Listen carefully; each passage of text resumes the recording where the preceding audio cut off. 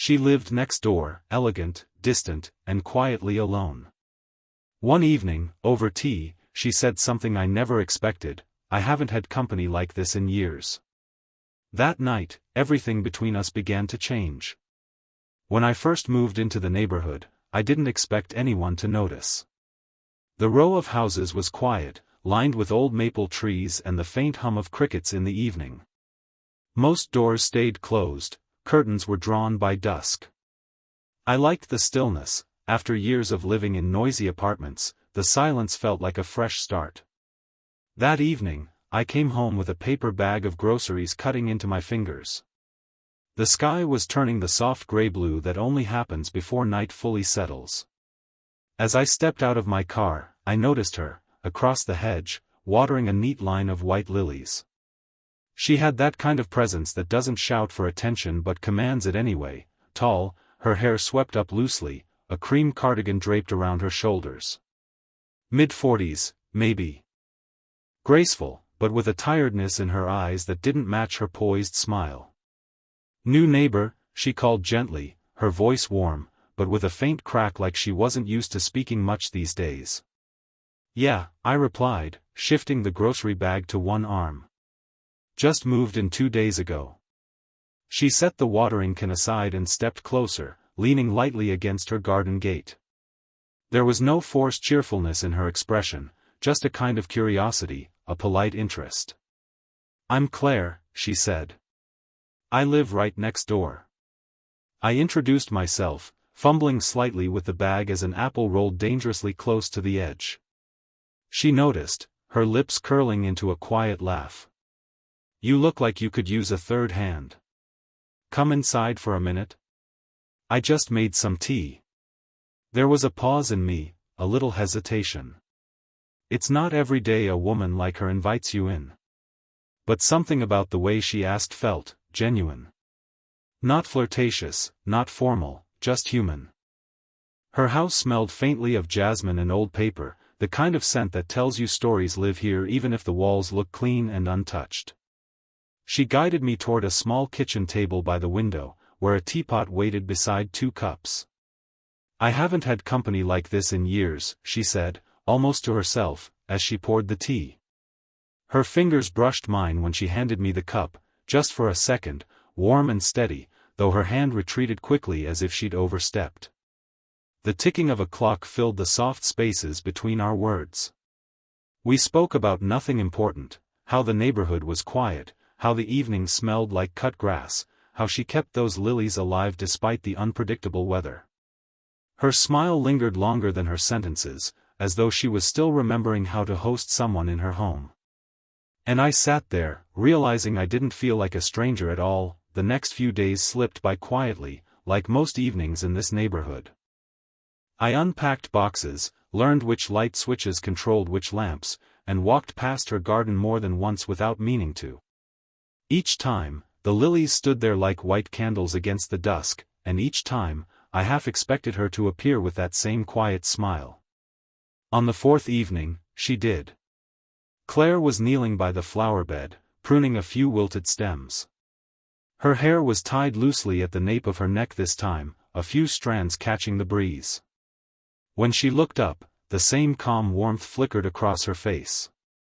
"You're settling in all right?" she asked. "Trying to," I said, tucking my hands into my jacket pockets. "Still feels like I'm living in a hotel room." She chuckled softly. "It takes a while before a place starts feeling like it's yours." I don't know what made me linger that night. Maybe it was the way she leaned on the garden spade, the faint weariness around her eyes, or just the simple fact that she'd noticed me, really noticed me, when most neighbors barely waved. "I was about to make tea again," she said, her voice almost playful. "You can join me, unless you have better plans." I didn't. Inside, her home felt the same as before, neat, quiet, faintly perfumed with jasmine. But this time I noticed the small details: the worn cushion on the armchair, the row of old cookbooks on the counter, a single framed photograph of a younger woman who looked like her, standing beside a man I didn't ask about. She poured the tea with a steady hand. The steam rose between us, carrying a hint of chamomile. "I used to host little gatherings here," she said, her fingers tracing the rim of her cup. "Neighbors, friends, that was years ago. Why'd you stop?" I asked. She shrugged, her gaze flicking to the window where the evening light pooled across the sill. "Life just shifts. People move on. Sometimes you forget how to open the door again." There was no bitterness in her tone, just a quiet acceptance that felt heavier than anger. I nodded, unsure if my silence was comfort or intrusion. "Well," I said finally, "it's a good door to open." Her lips curved, a small, grateful smile. "You think so?" I found myself noticing the way she listened, not just waiting for a reply, but leaning forward slightly, her fingertips resting lightly on the table's edge, as if anchoring herself to the moment. The clock ticked again, steady as a heartbeat. We talked about her garden, how the lilies needed more care than they looked, how the winters here could be harsh on the soil. Her laugh, when it came, sounded like something she hadn't used in a while. Not loud, not practiced, real. And for a moment, as her hand hovered just inches from mine, I realized this wasn't just tea anymore. It was the beginning of something quietly shifting between us. The rain came suddenly that evening, carried on a sharp breeze that rattled the maple branches against my window. I had been sorting through a half-emptied box of books when a soft knock came at my door, 3 deliberate taps, like someone who'd thought twice before knocking at all. When I opened it, Claire stood there, rain speckling her cardigan. "Your porch light was off," she said, glancing at the storm behind her. "I just wanted to make sure you'd settled in all right. Nights like this tend to make this street feel even quieter." I smiled and stepped aside. "Come in. It's warmer inside." She hesitated only a second before slipping past me. The scent of damp earth followed her in, mixed with that faint jasmine I was beginning to recognize as hers. Her hair clung slightly to her cheek where the rain had kissed it. I busied myself with the kettle, half to be polite and half because her presence had already shifted the room's rhythm. "You walk out in this weather often?" I asked. She gave a soft laugh, hugging her arms loosely. "No. Not really. I used to, back when this house was fuller." Something in her voice lingered. The kettle whistled, but I caught the shadow behind her words. "You mean before the divorce?" I asked gently, not out of curiosity so much as wanting to understand why her house felt like a museum with warm lights. She didn't flinch. "Yes," she said simply. "There were dinners, birthdays, noisy nights with too many shoes by the door. Then it just faded. Everyone left at their own pace." The rain deepened against the windows, a steady whisper that filled the quiet. I set 2 mugs down, one near her hand. She wrapped her fingers around it like it was a source of warmth she'd almost forgotten. "It gets too quiet sometimes," she murmured. "I suppose that's why I've been so quick to invite you in. Company feels foreign now, but not unpleasant." I leaned against the counter beside her, close enough to feel the faint heat radiating from her shoulder. There was no intention in the way we stood, just a silent recognition that neither of us had planned this, and yet here we were, listening to the rain like 2 people trying to remember how to share a room. "You ever need help with anything around here?" I asked, nodding toward the window latch she'd mentioned before, the one that always stuck. "Repairs, small things, I'm around." She looked up at me, a flicker of something soft passing through her eyes. "That's kind of you. I might take you up on that." For a heartbeat, the air between us felt heavier, not with expectation, but with the simple weight of being seen. The next weekend, the rain had cleared, leaving the air heavy with that damp, clean scent that follows a storm. Claire had mentioned needing help with a stubborn drawer in her living room, and I offered to stop by. It was a casual thing, at least, that's what I told myself as I stood on her porch, hand raised to knock. She opened the door before I could. "You're punctual," she said with a soft smile. Her hair was loose tonight, framing her face in gentle waves. There was something softer about her than before, no cardigan, just a light blouse, sleeves rolled at the wrists. Old habit, I replied, stepping in.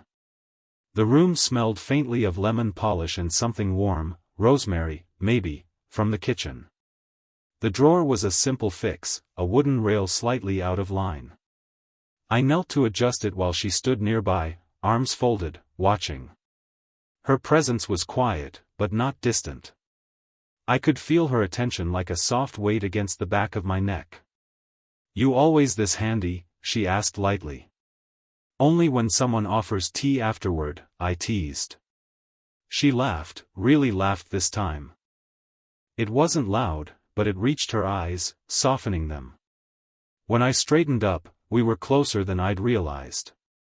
The space between us felt different, charged, in a way I couldn't quite name. She moved past me to set down 2 cups of tea on the coffee table, and in that brief motion, her hand brushed mine, barely there, but enough to leave a faint warmth in its wake. Neither of us stepped back. For a moment, the only sound was the distant ticking of that same old clock and the faint rustle of her sleeve as she sat down. I joined her, the sofa cushion dipping slightly under my weight, bringing us shoulder to shoulder.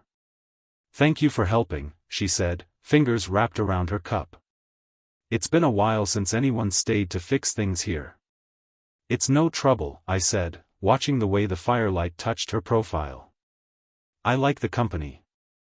Her eyes lifted to mine then, and something lingered there, something that didn't belong to neighbors making small talk. It wasn't bold, not even obvious, but it held just long enough to make the air feel warmer. We spoke about little things again, gardening, the best bakery in town, the storm that had knocked out power 2 winters ago. But every so often, our hands would drift a little too close on the cushion, or our shoulders would shift without quite pulling away. When I left that night, the scent of her perfume followed me out into the cool air. It wasn't what she said, it was the way her gaze stayed with me a fraction longer than it should have, and how that light, accidental touch on my hand had felt like the beginning of something neither of us had planned. The following week, I found myself slowing down every time I passed her house. The lilies were still in bloom, and her curtains were often drawn just enough to let the evening light spill through. We had begun sharing tea, conversations, and quiet company with a kind of rhythm, but now that rhythm had a weight to it. It wasn't just about tea anymore. One evening, I stood at my own kitchen sink, staring at the glow of her window. Part of me wanted to knock on her door like I had the nights before, another part whispered that maybe I was crossing a line I couldn't yet define. I was 20-something, starting out, finding my ground. She was, more rooted. A woman with history, with a presence that carried experience like a shadow. What would people think? Would it matter if they thought anything at all? I went anyway. When she opened the door, Claire looked almost surprised. Her hair was loosely tied, a book in her hand. "You've been busy," she said, a polite smile tugging at her lips. "I didn't think I'd see you tonight." "I wasn't sure if I should come," I admitted, stepping in. She tilted her head slightly, studying me with that unreadable calm of hers. "You don't have to feel obliged to visit," she said gently.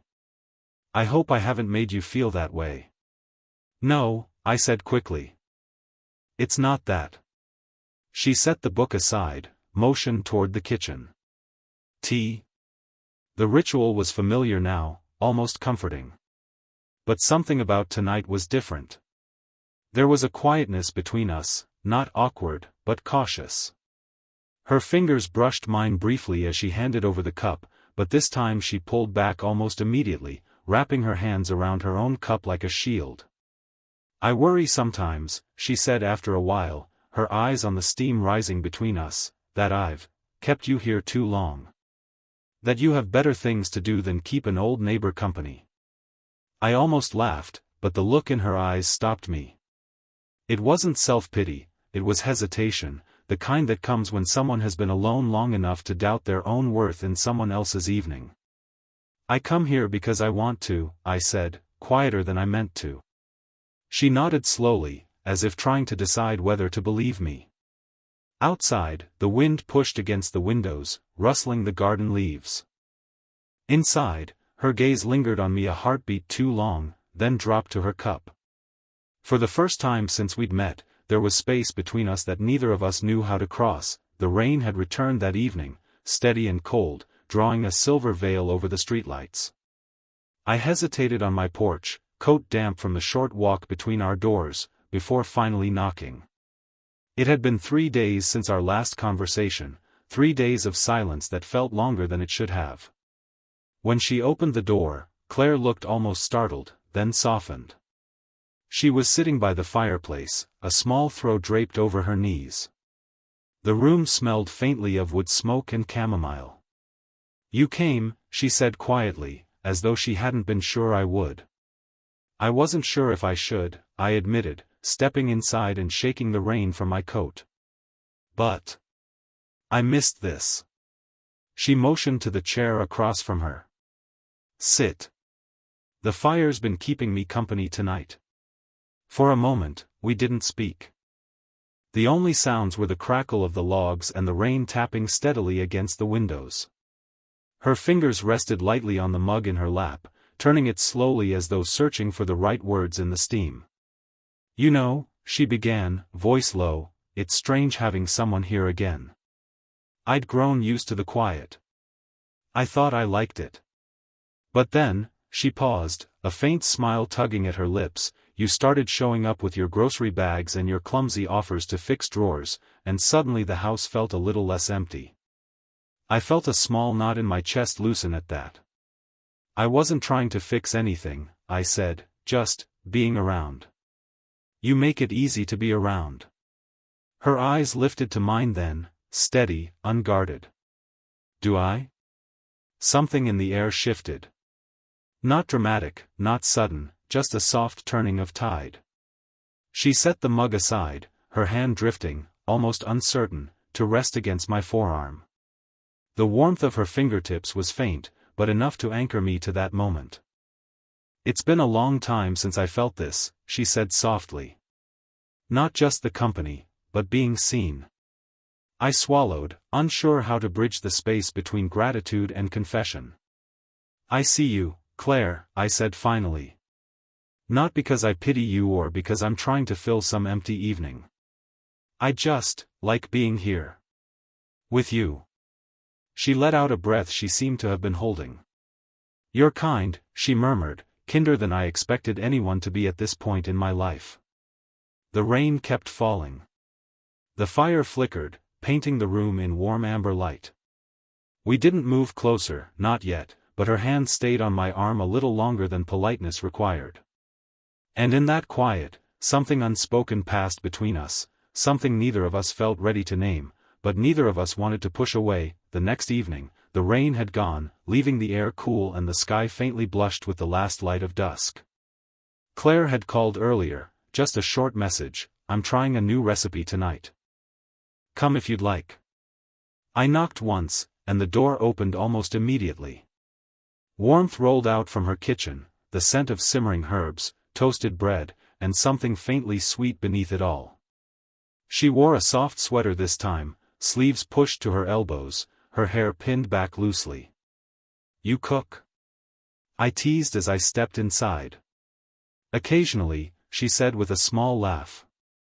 "It's easier when there's someone to share it with." We moved around her kitchen in a quiet rhythm, chopping, stirring, tasting.